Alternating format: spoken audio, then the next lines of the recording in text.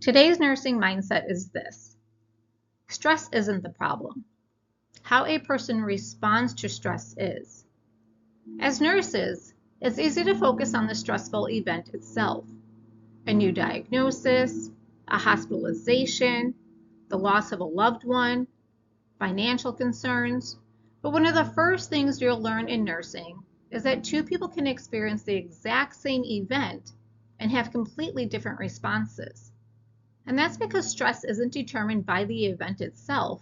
It's determined by the person's perception of the event and their ability to cope with it. And that's where our nursing assessment begins. Think about this for a minute. Imagine we have two nursing students walking into the exact same exam. Now, one feels nervous about it, but confident, and the other is totally convinced they're going to fail. It's the same exam. Exam didn't change. The student's perception did. Well, the exact same thing happens with our patients. A diagnosis of diabetes might motivate one patient to make healthy lifestyle changes, whereas another patient with that same diagnosis may feel completely overwhelmed and shut down. As nurses, we don't simply assess the diagnosis. We assess how the patient is responding to the diagnosis. Our bodies are actually designed to respond to stress. When we perceive a threat, the brain activates the fight or flight response. Our heart rate increases, our breathing becomes faster, our blood pressure rises. Our body is preparing us to survive. That's exactly what happens during the alarm stage of the general adaptation syndrome. The stress response itself isn't harmful. The problem occurs when the body never has the opportunity to recover. So let's think about nursing school for a minute. One difficult exam probably isn't the most harmful.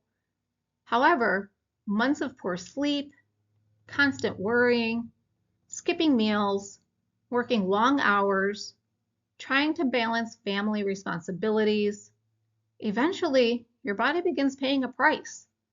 That's what we call allostatic load. It's the wear and tear that develops when the body spends too much time trying to adapt to ongoing stress. Eventually, people become exhausted, not because they're weak, but because the body was never designed to stay in survival mode forever.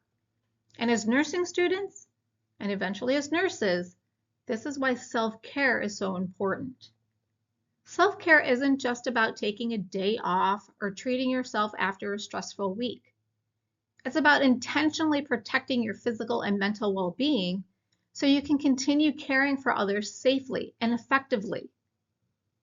Making sure you're getting enough sleep, eating regular meals, making time for physical activity, connecting with people who support you, and asking for help when you need it.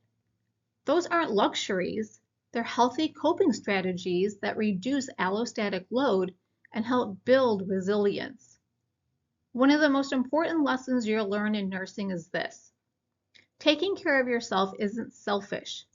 It's part of being a safe, effective nurse. So what does that mean when you're caring for patients? Well, it means we need to look beyond the stressor. So instead of asking, what's stressing this patient, start asking, how is this patient experiencing this situation? How are they interpreting what's happening? What physical symptoms are they experiencing? What emotions are they expressing? Who is supporting them? How are they coping? Those questions tell us much more than the stressful event itself. So next, let's think about coping. Healthy coping doesn't eliminate stress. It helps people adapt.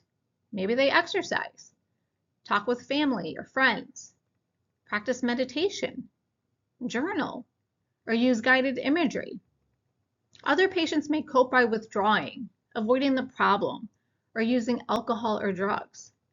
As nurses, we don't judge those behaviors. We recognize them as cues that this patient may need additional support and healthier coping strategies.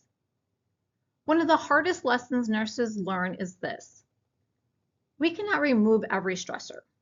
We can't erase a diagnosis. We can't fix every family conflict. We can't prevent every difficult life event. But we can listen. We can teach. We can encourage. We can connect patients with resources. Sometimes the most therapeutic intervention isn't solving the problem. It's helping someone realize they don't have to face it alone. So I'd like to leave you with one final thought. When you're caring for a patient experiencing stress, don't ask yourself, how do I get rid of their stress? Instead, ask, how can I help this person respond to stress in a healthier way? Because that's what nurses do. We recognize the stress response, we assess the whole person, we identify healthy and ineffective coping strategies, we support resilience, and we partner with patients as they navigate life's challenges. That's the nursing mindset. Keep working to develop yours.